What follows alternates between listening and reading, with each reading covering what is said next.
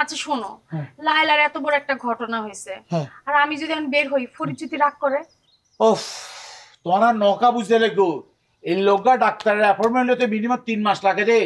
আজ যদি আজকে তোমার লয়েরা ডাক্তার কাছে ন যায়, এর অ্যাপয়েন্টমেন্ট হতে আরো 3 মাস পিছিয়ে যাবই।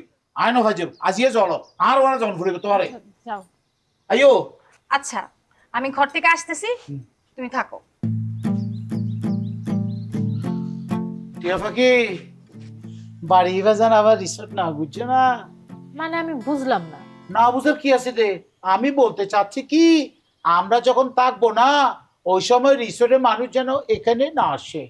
আপনি কিন্তু আসলে একটা নোংরা, একটা খারাপ লোক। খারাপ লোক? বাহ, তুমি খুব ভালো মানুষ। কি বললাই তোমার একখানা সাবধান করি। আমিও আপনারে সাবধান করলাম, আমার লগে মুখ সামলায় কথা কইবেন, একদম ফালতু কথা কইবেন না। ও বুক, আমি তো গার্জিয়ান হিসেবে গুদুকে পালা কথা হইতে পারি অনরে। আপনি ভালো কথা কইতে পারেন, ফালতু কথা তো আপনি আমারে কইতে পারেন না। আপনি ভুলে যান না, আমি কিন্তু আমার বাপের বাড়িতে থাকি, আপনার বাড়িতে আমি থাকি না। হাই হাই, কি হয়েছে? কি হইছে তোমার জামাইরে জিগাও, শয়তান জামাই একটা। হাই হাই, তুমি ওরে কি কইছো? আর কি হন দে, আয় আস্তে করে করে বেসা খাটি না হতা হই হঠাৎ করে জ্বলিতে ইয়ান গা দোষ না।